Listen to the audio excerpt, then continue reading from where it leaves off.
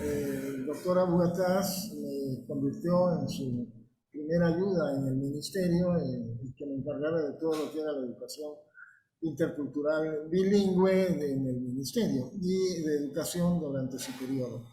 Y fue un periodo interesante, en realidad, visto en retrospectiva.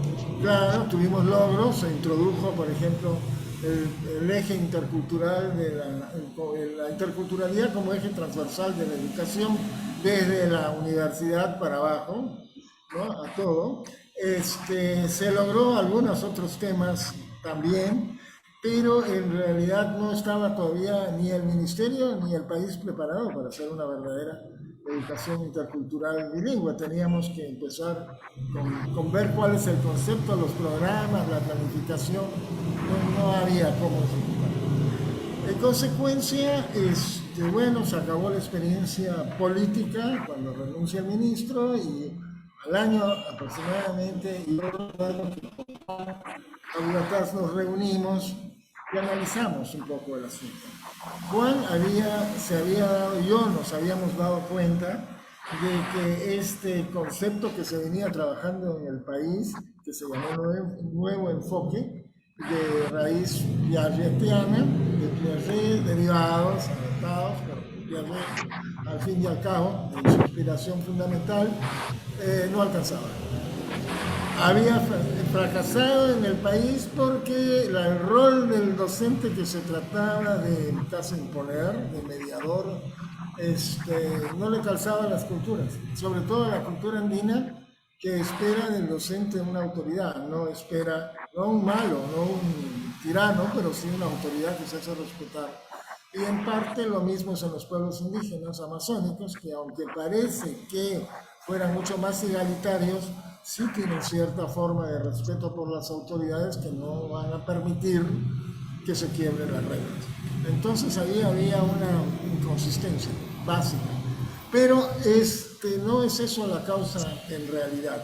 No llegamos a comprender qué pasaba, pero este programa de Piaget, que se veía muy lindo en el escrito y que parecía muy deseable, tenía problemas en la práctica. Es decir, había una sensible caída en la calidad educativa, no solo en el Perú, sino en Canadá, en Europa, en Estados Unidos y por todos lados. Los únicos países que no caían eran los totalmente autoritarios. Esos no caían. Entonces, eso quedó, fue una medida que Juan se dio cuenta, llamó a todos los expertos que conseguimos del Perú en ese momento para cambiar rumbos, para confrontar y decir, la respuesta no hubo.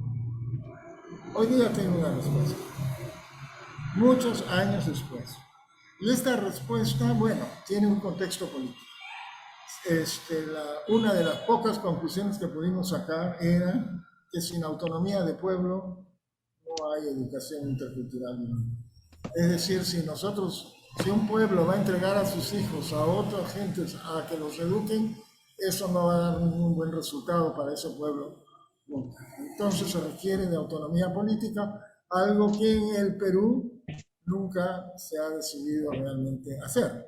Está en las leyes, está en el convenio, en los convenios internacionales, pero efectivamente no se ha hecho. Y las propuestas de los convenios internacionales de cómo gestionar la educación bilingüe, intercultural, la educación indígena, nunca se aplicó. Tampoco se aplicó la educación intercultural para todos. Nuestra ley divide el asunto, ¿no?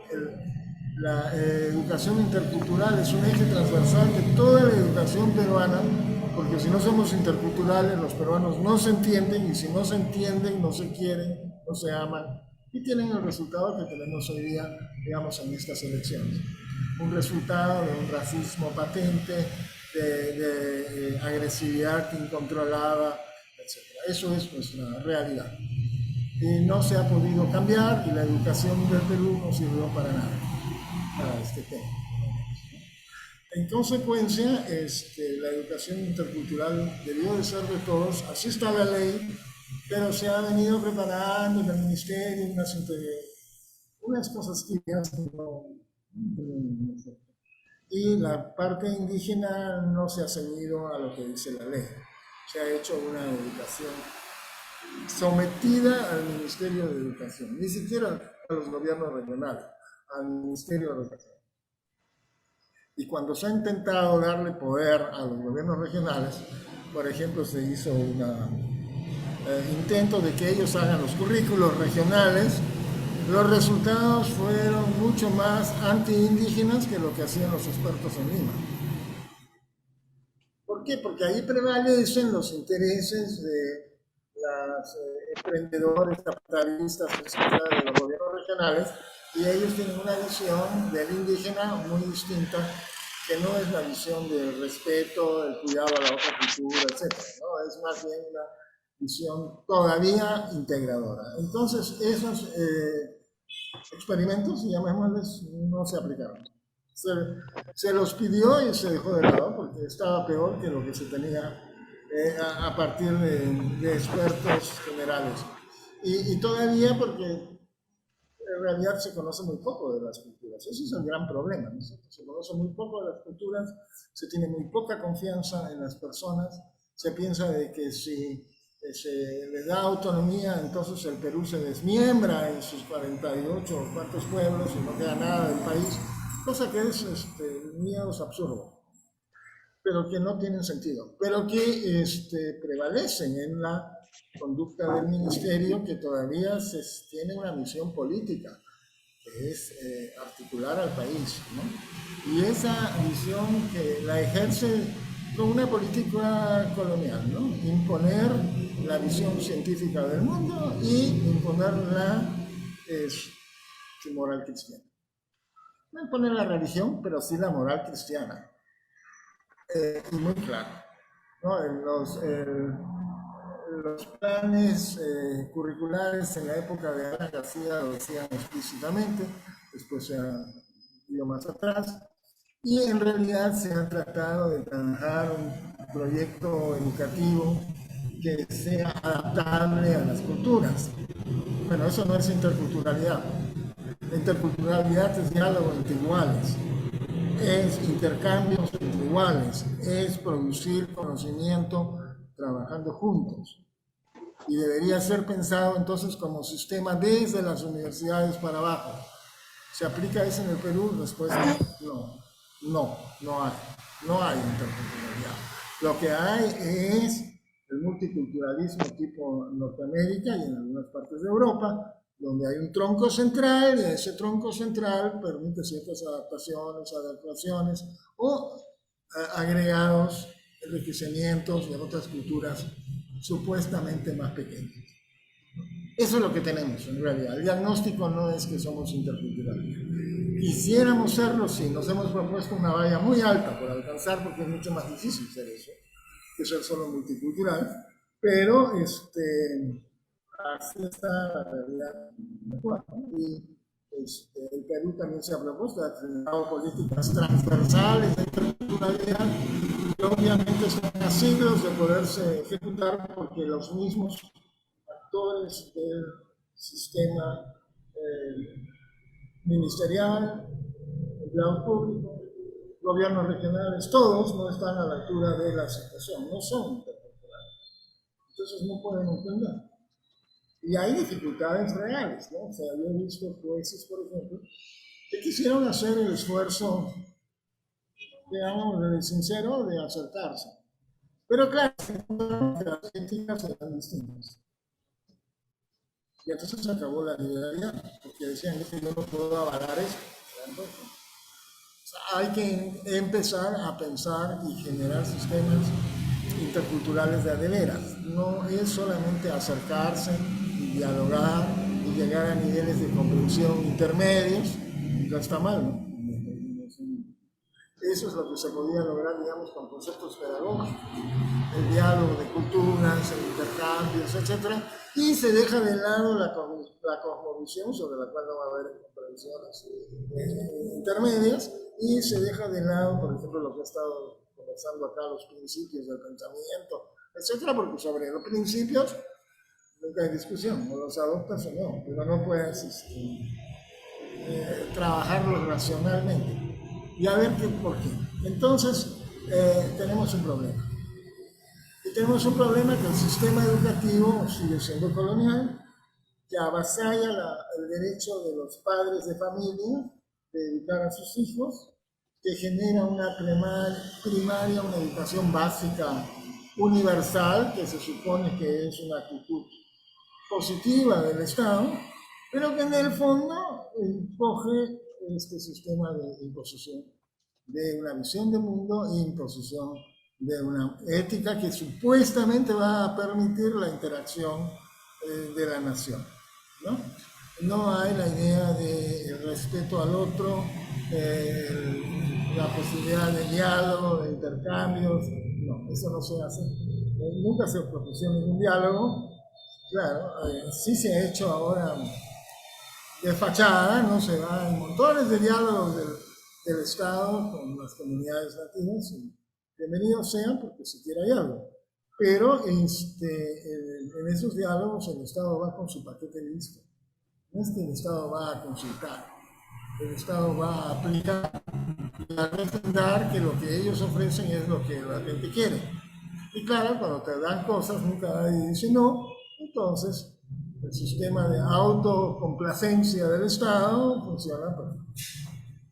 Cuando uno se pone a trabajar más sinceramente, y lo he intentado hacer yo como antropólogo en un proyecto especial, digamos, un pequeño proyecto educativo, en Datem del Marañón, que es una provincia del departamento de Loreto, en la Amazonía de Alto Marañón, una zona compleja con 7 o más pueblos indígenas, en la que hay mucha rivalidad, mucha competencia y mucho problema entre, digamos, una mujer que está dominada por la gente mestiza, supuestamente con conocimiento técnico, y la presencia indígena y las demandas indígenas hacia mayor autonomía, ¿no? Se ha tratado de que se declare esta zona una UGEL intercultural, pero la misma población mestiza de la zona puso el grito en el cielo y dijeron no, esto no, acá el dominio es el mestizo.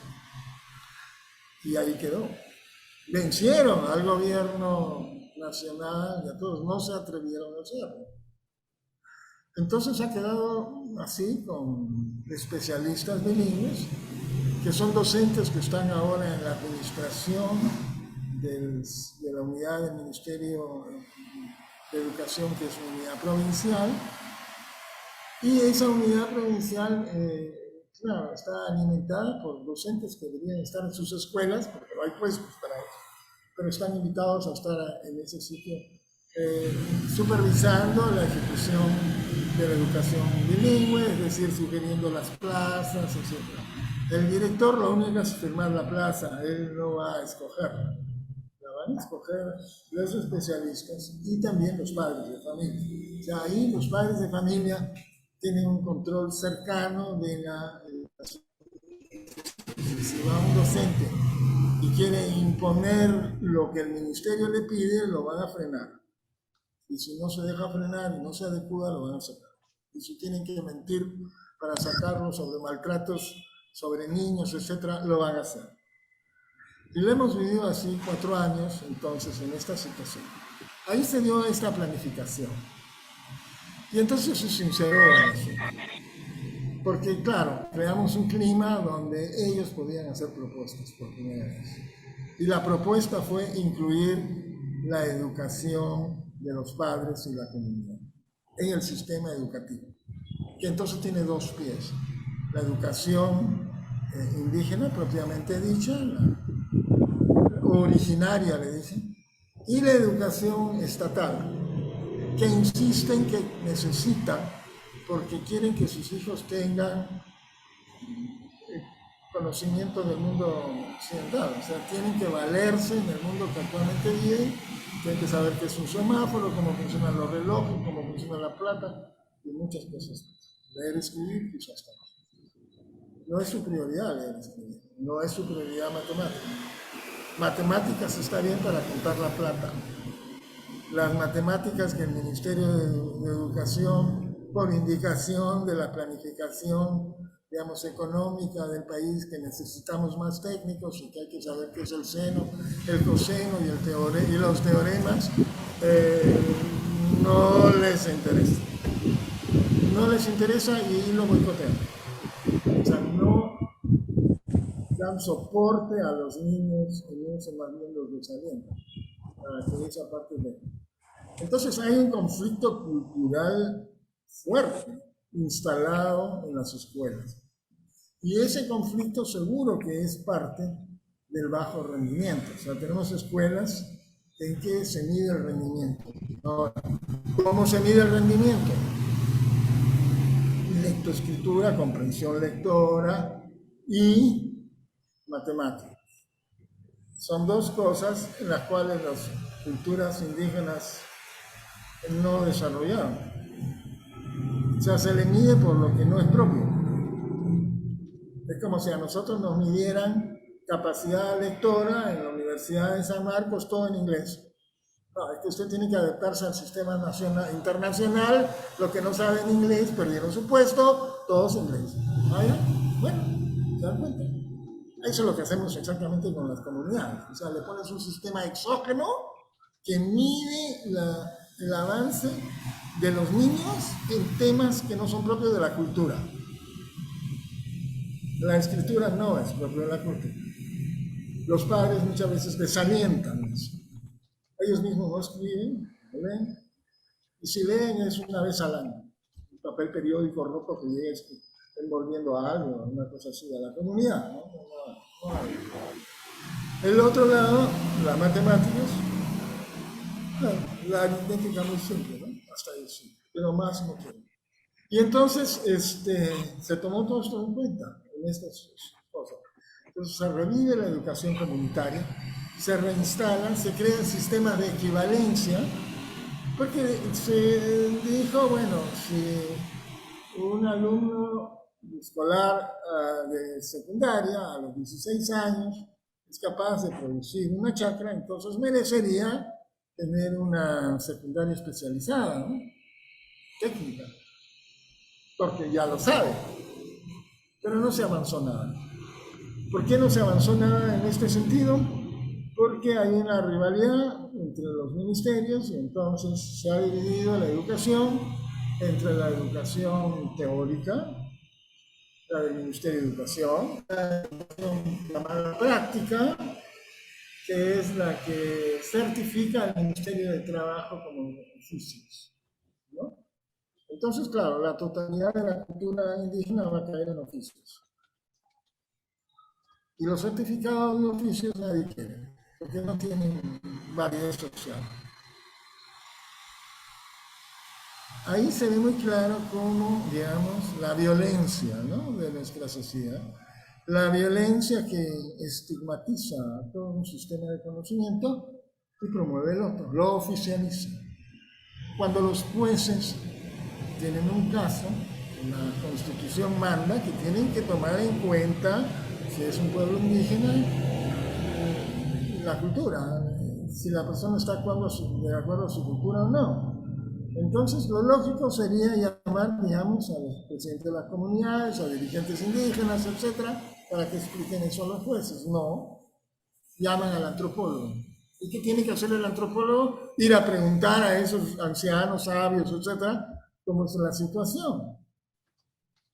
Pero el asunto es que el que tiene el grado es el antropólogo, y como él tiene grado, su conocimiento es válido. Pero se dan cuenta, no tiene ningún parecido con la realidad, el sistema. La realidad es otra, ¿no? El antropólogo igual es independiente, que tiene que ir a preguntar qué es lo que hacen nosotros. Hay gente que realmente sabe. Resultado, tenemos sistemas de conocimiento opresivo.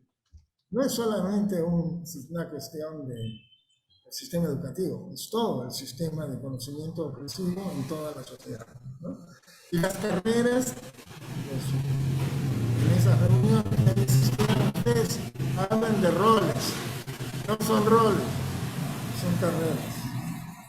O sea, hay 7 tipos de curanderos, depende viendo de las terapias, más o menos como en nuestro caso, dependiendo de las terapias, si usas ozono, eres tal cosa, si eres otro. Ya, acá es, de acuerdo a las terapias, hay 7 tipos de curanderos, hay especialistas en venenos, hay ceramistas, hay cestería, hay tejidos, hay agricultura, hay cacería con perro, hay sin perro, hay canoas, hay casas, techos, etcétera, etcétera. Todo da profesiones. Y estas profesiones las reconocen las comunidades y ahí pueden actuar. Pero si un alcalde, para su maloca de baile en la plaza, hace poner un techo con tecnología indígena y por casualidad viene la tormenta y se lo lleva, el alcalde va a la cárcel porque usó una fuerza laboral no calificada, porque el sistema no integró esas fuerzas laborales. O sea, el registro de profesiones del Perú no integra, sino mínimamente, algunas sí, a las profesiones indígenas. Y sesgado, o sea, artesanos hay 2, metales y piedra. Parece que se fueron a ver al Cusco, ¿no? Ahí hay metales y piedra. Pero para los amazónicos, aretes con plumas, eso no hay cabida. No hay profesión para eso. Y así, ¿no? Varias, otros casos, ¿no? Hay, por ejemplo, hay pesca, claro, el mar. Y ahí hay un currículo que tienes que pedirle. Entonces, todo es seguridad, porque claro, pescar en el mar no es divertido. Pescar en el mar es enfrentar problemas de seguridad varios. No son los mismos que en la Amazonía, no son los mismos que en los lagos y ríos andinos. No se pueden trasladar las cosas. Y en medicina, pues creo que nadie reconoce nada. Pero hay una enorme parte de la medicina tradicional establecida. Y tienen hasta programas de radio, etc. Entonces hay un cierto establecimiento y hay empresas que producen productos que llevan un sello reconocido y hasta SENASA, hay la certificación del Estado de eso. Pero la ley en realidad no permite nada. Ahí hay, otra vez, lo mismo. Hay un conocimiento dominado y hay un conocimiento que es el dominante, claramente en este país. Y que son situaciones que hay que rápidamente cambiar, ¿no? No solamente en el Perú. Temo que es todo Sudamérica, peor en Estados Unidos.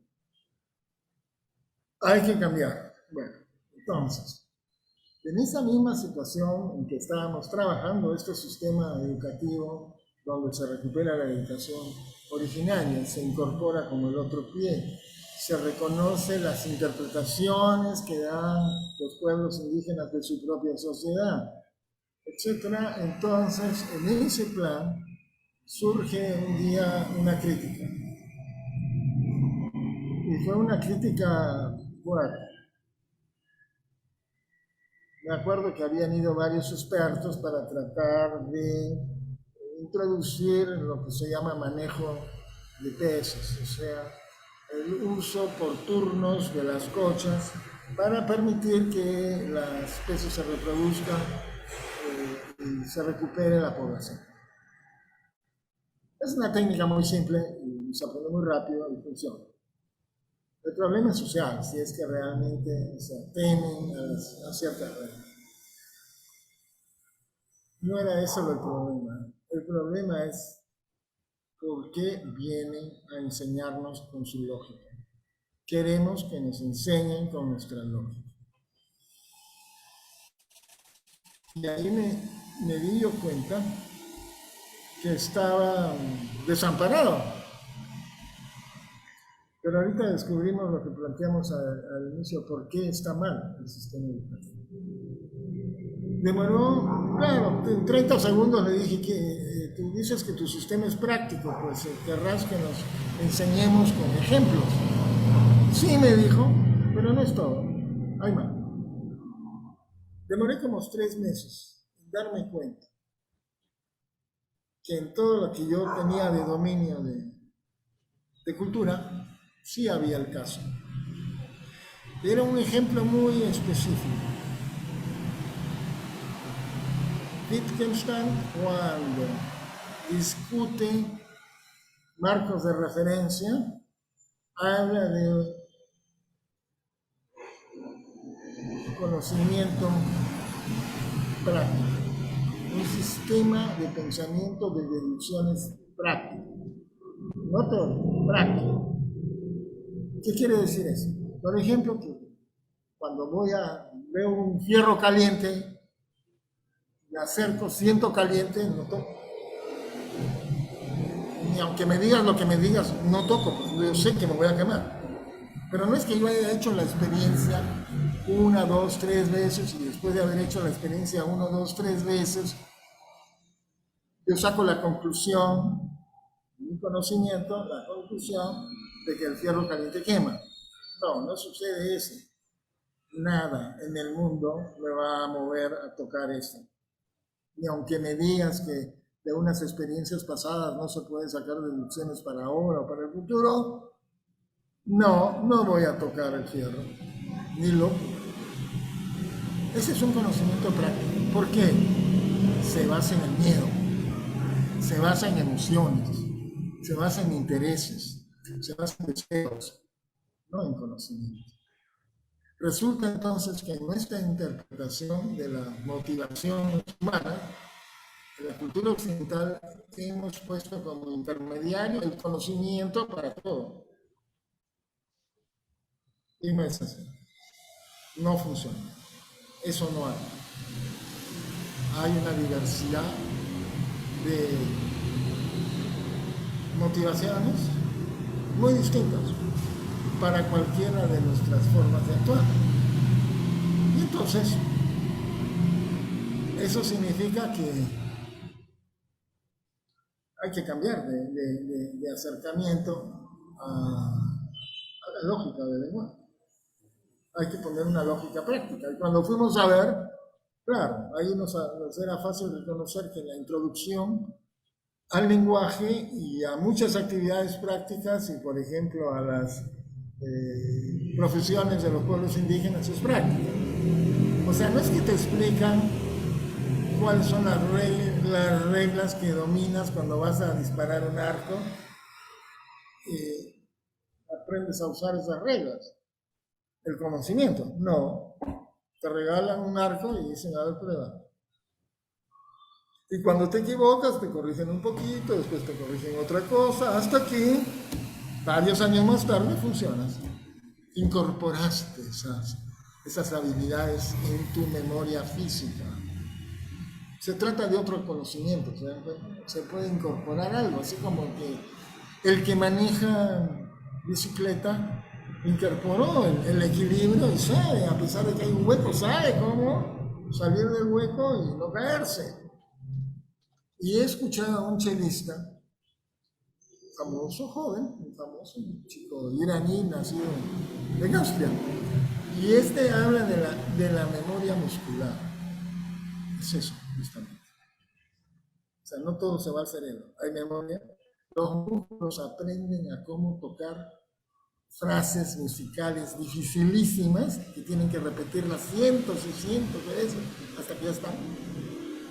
Y una vez que están, ya es automático, ya no piensa nada. Eso justamente es el conocimiento práctico. Y veremos que en nuestras culturas indígenas hay un montón de eso. Por supuesto que en la nuestra también, ¿no? Si no, no podrías tomar un sorbo de agua, te atoras, porque no manejas la garganta con reglas. Y no puedes traer comida y no podrías caminar. Y si tuvieras que acordarte que tienes que cerrar los ojos para que se hidraten, no te irían bien a tus ojos, ¿no? Entonces, como ves, hay muchas cosas que son automatizadas. Bueno, así se aprende el lenguaje. Así nos introducen de niños al lenguaje. Y lo hacen desde prácticamente nacemos y gritamos y nos soban. Desde ahí, y nos calman, sobándonos. Desde ahí empezamos a interactuar socialmente. Y esta parte de interacciones sociales va a construir todo un sistemita de interacciones sociales que va a generar unidades de sentido, ¿no? Las madres nos dicen que saben entender a sus hijos. Es difícil porque le dices, pero ¿cuáles son las unidades? No sabes explicar. ¿Cuáles son las diferencias en los lloros? No sabes explicar. Pero actúa. Y sabes cuando el lloro es de dolor agudo, cuando se ha caído, que es así, ya, todo, suelta todo. Cuando está sucio, cuando tiene hambre, cuando se engrió y quiere que lo cargue. Y ahí es donde nos dimos cuenta que estábamos bien. Es decir, el niño aprende a relacionar la respuesta de la madre con su grito. Y la madre, como da distintas respuestas, o sea, una vez lo limpia, otra vez lo seca, le da de mamar, etc., induce unidades de sentido distintas. Y así se introduce el mismo lenguaje, desde las primeras semanas de vida. Y nada de esto lo he encontrado en la literatura, en Piaget, ni en nadie. Eso, ahí los niños exploran el mundo como si estuvieran conociendo el mundo. Bueno, quizás hagan eso también, pero no es lo más importante. Lo más importante es que generan un cuerpo de relaciones sociales que se manifiesta en unidades de sentido, de acción, reacción, concertada. Y a partir de eso va a avanzar la creación del lenguaje. Y vamos a ver que en estas concertaciones reconoce a sus padres, eso es intelectual. Reconoce extraños, eso también es intelectual. Luego, tiene reacciones instintivas, hambre, sed, calor, frío, y tiene reacciones emocionales, o sea, gritos y el niño se asusta. Llora. Eso es una reacción emocional. Entonces, desde un inicio hay un espectro diverso de unidades de sentido. Y esas se van a ir especificando, se van a ir trabajando cada vez más. Y desde un inicio hay, digamos, un contenido intelectual, inteligible, hay un contenido emocional, hay un contenido interactivo. Más tarde se van a agregar más cosas. Más tarde se van a agregar más aspectos que es lo que hacen que el sentido de nuestras palabras. Y así, ya, la semántica es otra. La semántica no es algo que se explican las palabras unas con otras ahí como lo hacen los diccionarios, y tampoco son las definiciones de Aristóteles en la metafísica de qué es causa, qué es esto, no, eso no es. Se aprende con ejemplos, se aprende de forma práctica y muda, o sea, sin explicaciones. Es muy interesante que en el centro de la acción humana estén estas categorías que no se explican. Tienen una relación con la condición humana. O sea, tú crees que todo se explica, pero esto no se explica. Y si tratas de explicarlo, te vas a ver en las dificultades de los grandes filósofos, que es muy difícil explicar qué cosa es causalidad, qué cosa es tiempo, qué cosa es espacio, ¿no? Y ustedes conocen a Agustín preguntándose, cuando yo uso el tiempo, no me doy cuenta, me parece muy bien, pero cuando me pregunto qué es el tiempo, ya no sé qué contestar. Eso exactamente es lo que pasa. Pero pasa porque en la introducción del niño al lenguaje, esto es así, ¿no? Entonces, esto es algo que hay que tener muy en cuenta. Ahora, ¿cómo se enseña el lenguaje? Es algo maravilloso. Es un conocimiento que tienen sobre todo las madres, más que los padres, pero los padres también. Entonces, aprenden al niño, por ejemplo, le enseñan a tocar su nariz con nariz, labios con labios, le dejan que el niño le toque el ojo, el niño toca el ojo de la madre. Le está enseñando la alteridad, de que ella siente lo mismo que él siente y que él ve con el ojo y le cierra el ojo y le abre el ojo, etc. Él ve, ella ve, eso le están enseñando. Y lo hacen a través de todas las culturas casi con el mismo método. Habrá pequeñas diferencias culturales, sí, seguro, pero hay mucho universal acá, ¿no? Entonces, esto es increíble. Ahora, por ejemplo, la cosa para otras cosas, enseñar colores, por ejemplo, tiene su sistema. No se enseña amarillo diciendo amarillo y enseñas amarillo, rojo enseño rojo. Eso es en la escuela. Eso es una burrada. Eso no sirve. Primero tienes que enseñar al niño qué es color. Si no le enseñas al niño qué es color, no sabe de qué hablas. Entonces tienes que ponerle, por ejemplo, objetos como una tijera, un lapicero, un pedazo de papel y una manzana y decirle esto es rojo. Lo común. Una vez que el niño más o menos se oriente en eso, recién puedes darle el nombre de los distintos colores. Y eso lo vas a hacer con objetos muestra, o sea, con este, modelos, modelos se dice. Entonces le vas a decir, esto es tal cosa. El modelo es una forma de generalización, es una regla, no es un objeto cualquiera, es una regla. El objeto está en función lógica, está enseñando algo. Entonces, le enseñas una flor amarilla y le dices, tráeme otra del jardín, va y trae otra. ¿Trae la misma o no trae la misma? Las reglas siempre pueden fallar, las aplicaciones siempre pueden fallar, no hay seguridad nunca jamás. ¿Ya? Trae eso. Puede ser que es chistoso, ¿no? En vez de traer una flor amarilla, trae un papelito amarillo. Ahora lo castigas o no. Trajo amarillo, ¿no? Es lo que querías. ¿Entendió? Luego, hay más, ¿no? No se queda ahí.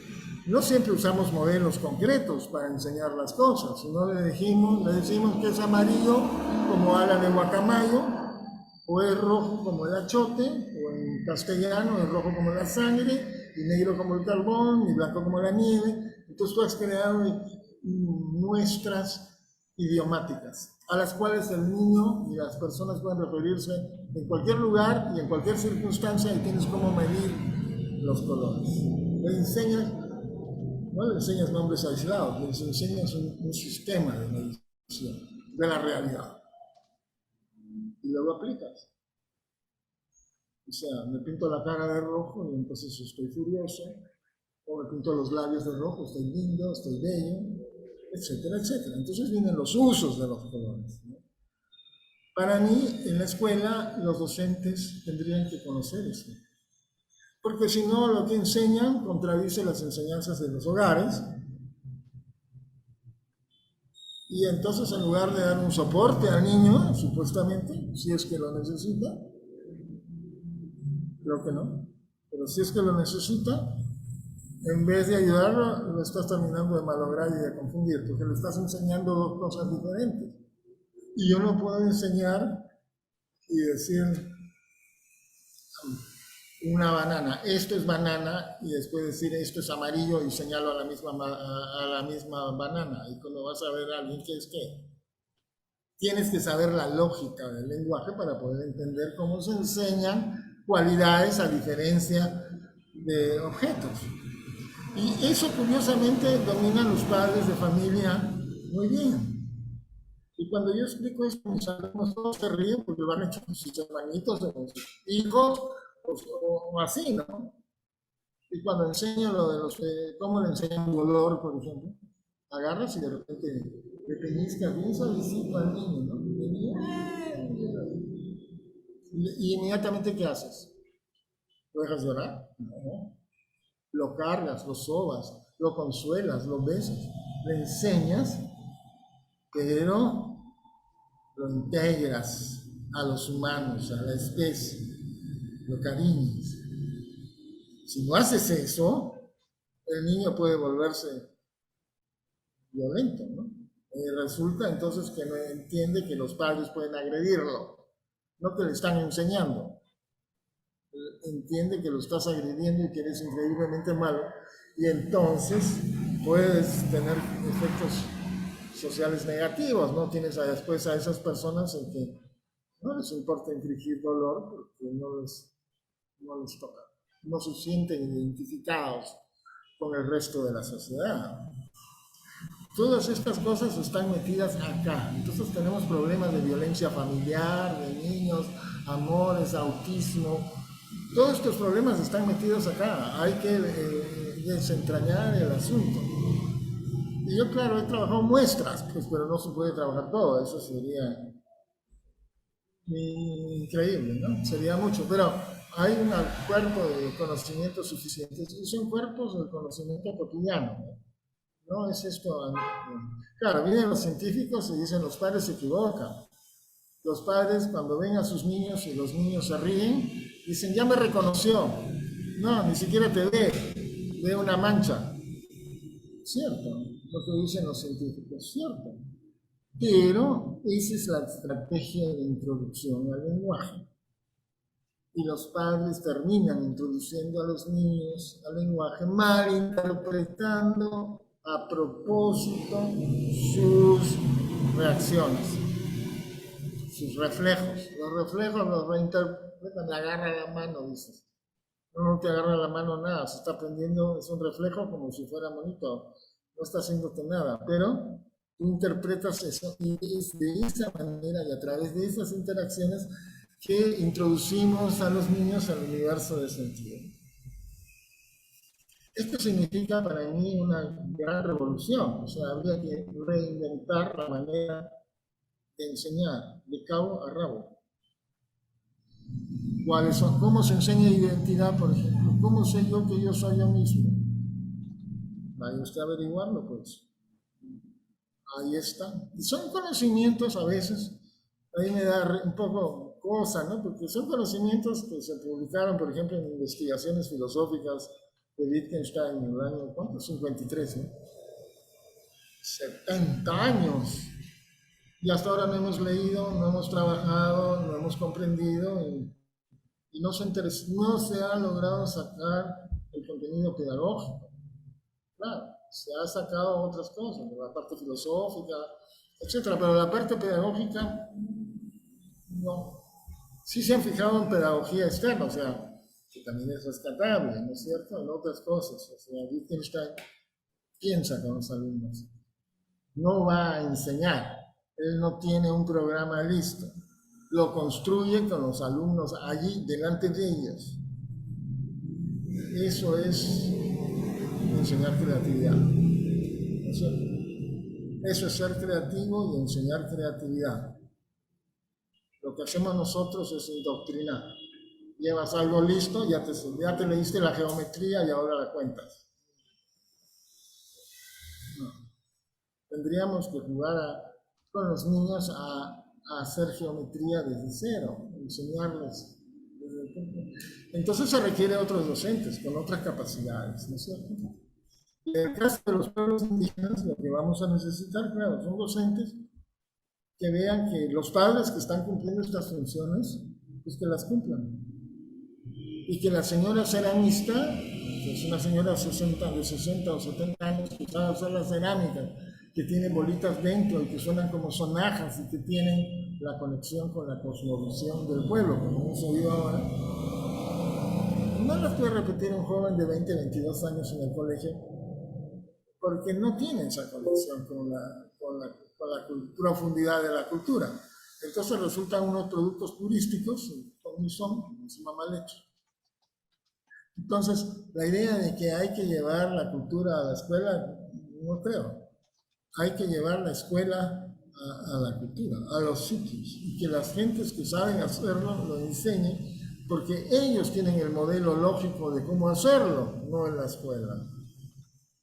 ¿Se dan cuenta? Entonces hay que cambiar la dirección.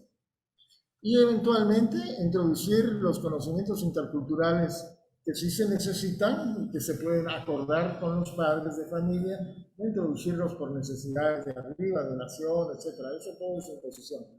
Tienen que ser negociados.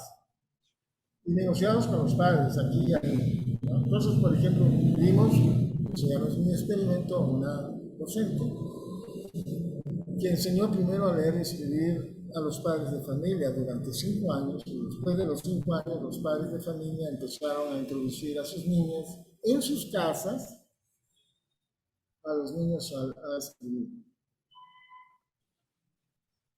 El resultado, según ella nos contó, fue 70%. O sea, como sucede en los mejores colegios de Lima, cuando en un año introduces al 70% de los niños a leer y escribir, contra los reportes más ambiciosos a la selva de 6%, 8% y muchas veces 2%. O sea, fracaso total, ¿no es cierto? En un año no se puede. Claro. Ahora, si a estas dificultades del sistema le agregas que el docente no habla la lengua del pueblo y todo eso, te imaginas el desastre absoluto que tienes en el sistema educativo. Esas son las razones que yo decía. Ahora sí podemos explicar por qué no funcionan las cosas. Y deberíamos explicar eso, informar a los docentes en eso. O sea, necesitaríamos que todos tengan maestrías, que todos entiendan, hayan trabajado, hecho investigación, procesos de ese tipo, para que puedan usarlos efectivamente y cómodamente con niños. No es un saber que tienes que aprender del libro, es algo que tienes que experimentar. Y claro, quizás muchos lo han hecho intuitivamente y lo han hecho con sus propios niños, pero ahora hay que repensarlo, ¿no? Y hay que cambiar la actitud. O sea, cuando los niños interactúan con sus padres, están ambas partes concertando reglas. No es que el niño aprenda, no es que los padres enseñen. Ambas partes conciertan reglas para que tata sea. ¿Tenemos qué es? Entonces el niño ve mamadera, dice tata, pero pasa el gato y dice tata. Y tata puede ser al final, me llama la atención, ¿no es cierto? Se conciertan palabras y luego se establecen, digamos, viene alguien de fuera y tienes que explicarle, no, él le dice tata a todo lo que le llama la atención, o esto, tata, tata es eso.